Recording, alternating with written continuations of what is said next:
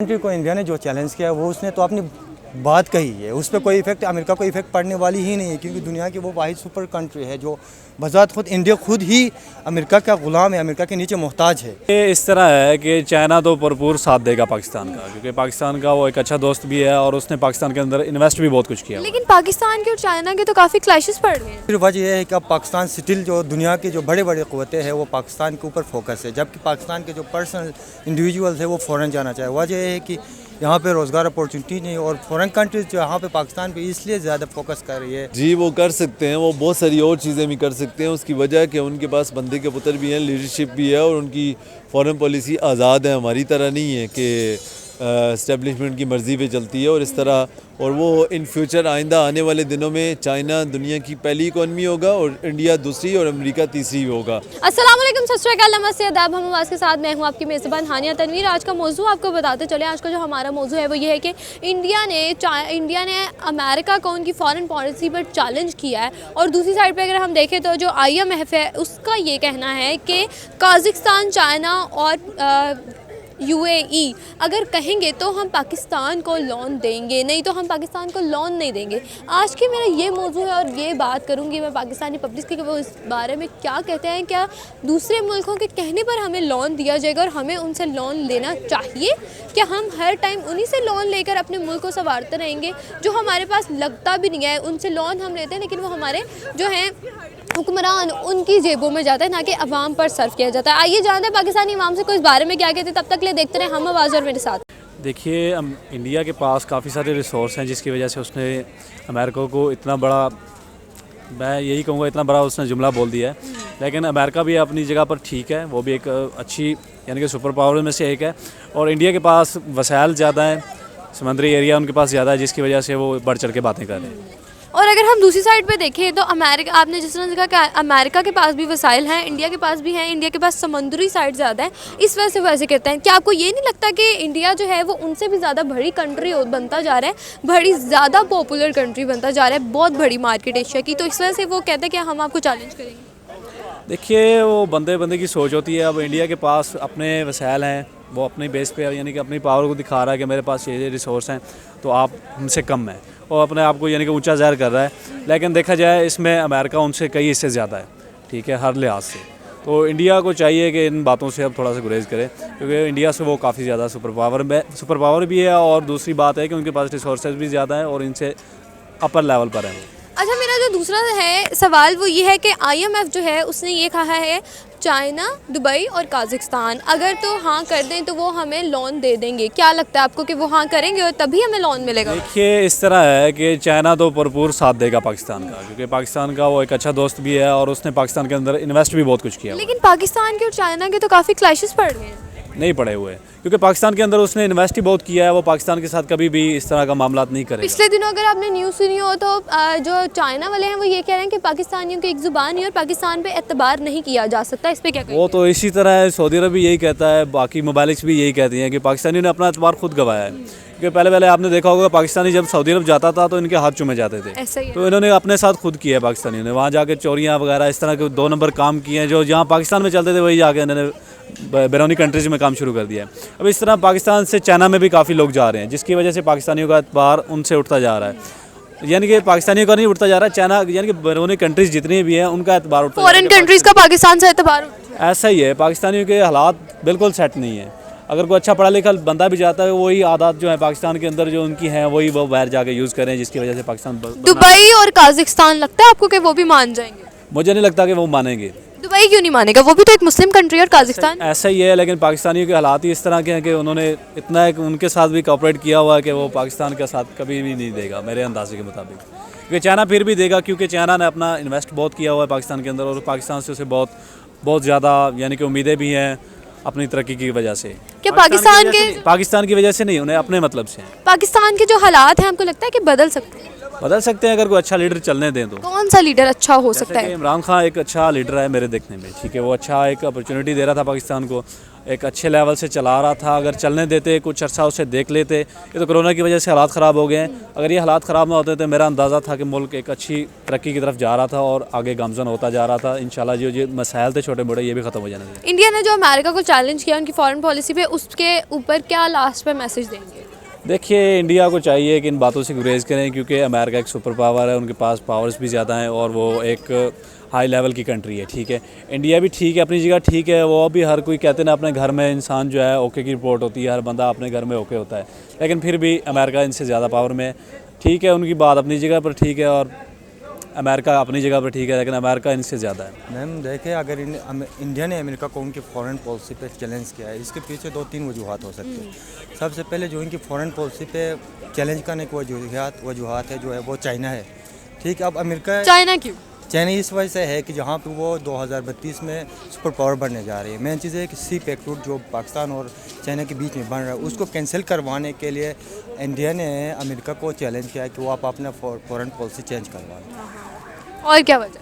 वह दूसरी वजह यह है कि अब पाकिस्तान स्टिल जो दुनिया की जो बड़े बड़े क़ुव्वतें हैं वो पाकिस्तान के ऊपर फोकस है, जबकि पाकिस्तान के जो पर्सनल इंडिविजुअल्स है वो फ़ौरन जाना चाहे। वजह यह है कि यहाँ पे रोज़गार अपॉर्चुनिटी नहीं, और फॉरेन कंट्रीज़ जो यहाँ पे पाकिस्तान पे इसलिए ज़्यादा फोकस कर रही है due to natural resources. Like Gilgit Baltistan के पीके साइड पे बहुत ज़्यादा नेचुरल रिसोर्सेज है, इनके ऊपर वो कंट्रोल करना चाह रही है। दैट्स वाई इंडिया उनके ऊपर चैलेंज कर रही है पॉलिसी के। तो क्या लगता है आपको, इंडिया ने जो उनको चैलेंज किया है, इंडिया की जो फॉरेन पॉलिसी है वो उनसे ज़्यादा बेहतर है? इंडिया की फॉरेन पॉलिसी तो अमेरिका से ज़्यादा बेहतर नहीं हो सकती। उनकी एक्चुअल रीज़न ये है कि अब वर्ल्ड लेवल पे देखा जाए तो अमेरिका हर एंगल से स्टेबल है, 110% बहुत स्टेबल है। अब इंडिया कौन सी चैलेंज, इंडिया खुद ही अमेरिका के नीचे वो एक भिखारी की तरह बैठा हुआ है, तो वो क्या चैलेंज कर सकता है? Nothing else. दूसरा सवाल ये है कि IMF जो है वो ये कह रहा है काज़ाकिस्तान, चाइना और UAE अगर कह दें तो हम पाकिस्तान को लोन दे देंगे। क्या लगता है आपको इसमें कि वो कहेंगे और हमें फिर लोन मिल जाएगा? मैम अगर देखें UAE, काज़ाकिस्तान और चाइना, वो उनके कहने पे अगर IMF लोन दे रही है तो पाकिस्तान को नहीं लेनी चाहिए। द रीज़न इज़ दैट कि काज़ाकिस्तान को तो हम इंक्लूड ही नहीं करेंगे। ऐसे ही जिस तरह CPEC बेस पे चाइना $62 बिलियन इन्वेस्ट कर रही है, इधर क्या पाकिस्तान को डिफ़ॉल्ट लिस्ट से बचाने के लिए वो $3.9 बिलियन नहीं दे सकती है कि जहाँ 62 बिलियन उसने इन्वेस्ट की है तो $3.9 बिलियन तो वो ईज़िली दे सकती है। नंबर 2 ये है कि अब पाकिस्तान को IMF से लोन लेने की ज़रूरत ही नहीं है।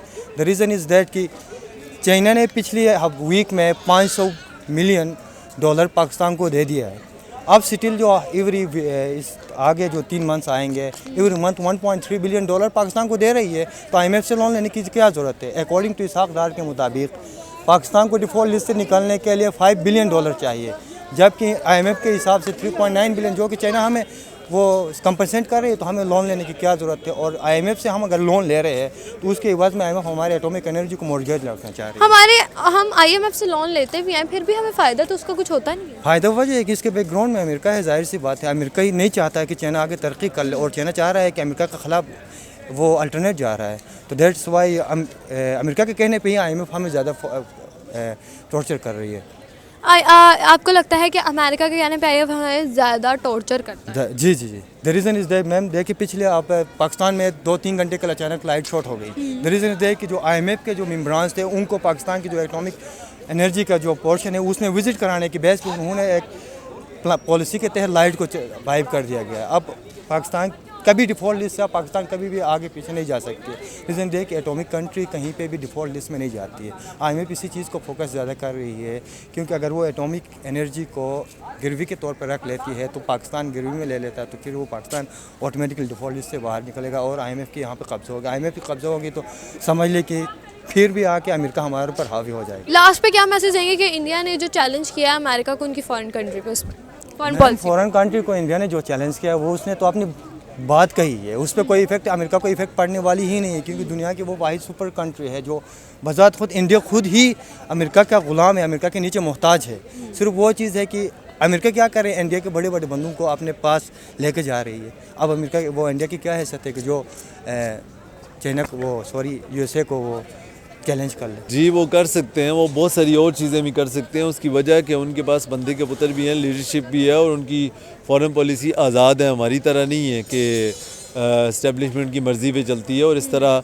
और वो इन फ्यूचर आइंदा आने वाले दिनों में चाइना दुनिया की पहली इकॉनमी होगा और इंडिया दूसरी और अमेरिका तीसरी होगा। ठीक है, तो अमेरिका को वो चैलेंज कर सकते हैं, ये कोई मेरे लिए अनहोनी या कोई हैरत की बात नहीं है। दूसरी साइड दूसरा हमारा सवाल ये है कि जो IMF है वो ये कह रहा है कि UAE, चाइना और काज़ाख्स्तान अगर कहें तो हम पाकिस्तान को लोन दे देंगे, क्या कहेंगे इस पर? क्वेश्चन ये बनता है कि हम IMF के पास जाते क्यों हैं, कि हम अपने आप को ठीक क्यों नहीं करते। हमारे पास बंदे के पुत्र हो, हमारा मुल्क ठीक करें तो हम IMF के पास जाने की नौबत ही ना आए। जो मुल्क जाते थे मुशर्रफ ख़त्म करके गया था, उसके बाद हमें जाने की नौबत की। क्वेश्चन ये बनता है, आप ये क्वेश्चन करें कि हमारे लीडर ठीक होते तो ये नौबत ही ना आती। आपको लगता है कि हमने इस पे नहीं सवाल उठाया होगा? आपने बिल्कुल किया होगा। मेरा क्वेश्चन ये है कि ये नौबत क्यों आ रही है। पाकिस्तान के लीडर आपको लगता है कोई सिंसियर चल रहे हैं? लीडर है, लीडर कहना बहुत बड़ी इंसल्ट है मैडम। लीडर नहीं कह सकते, लीडर ऐसे नहीं होते। इनको लीडर कहना मुझे शर्म आती है कसम से। मैं लीडर ऐसे नहीं होते। आप हिस्ट्री पढ़ें ना, लीडर कैसे गुजरे, उन्होंने क्या किया अपनी कौमों के लिए। तो हम तो कौम ही नहीं है, हम तो एज ए नेशन करप्ट हैं। जिस दिन हम कौम बन जाएंगे, हम IMF, ये गुलामी, ये चीज़ें नहीं होंगी। आपके पास बड़े सॉरी टू से माजूर के साथ मैं फिर एक बात कहता हूँ, लाहौर में, पाकिस्तान में साफ़ पीने का पानी नहीं है लोगों के पास, बत्ती नहीं है, गैस नहीं है, electricity, health, education, basic needs नहीं है। यूरोप और मिडिल ईस्ट फ्री प्रोवाइड करता है। आप क्या बात कर रहे हैं? ठीक है, आप IMF की बात कर रहे हैं। हम उनसे फॉर एग्जांपल $40,000 लेते हैं तो डबल करके देना पड़ता है। तो जाने की ज़रूरत क्या है? अपने आप को ठीक करें। आप देखें ना, आपके ब्यूरोक्रेसी जो है वो कितने बड़े बड़े घरों पे रहती है। उनके फ्यूल, आपके नौकर चाकर, उनको गैस, बिजली, हर चीज़ फ्री। वो क्यों नहीं ख़त्म करते? उनके लाखों में आप सैलरीज भी दे रहे हैं और एक बड़े बंदे को आप 25,000, 30,000, 40,000 सैलरी भी दे रहे हैं। जब आप ये चीज़ें ठीक करेंगे तो ऑटोमेटिकली आपका मुल्क ठीक हो जाएगा। आप खुद नहीं ठीक कर रहे, क्योंकि वो सारी इशराफिया आप पे रूलिंग कर रही है।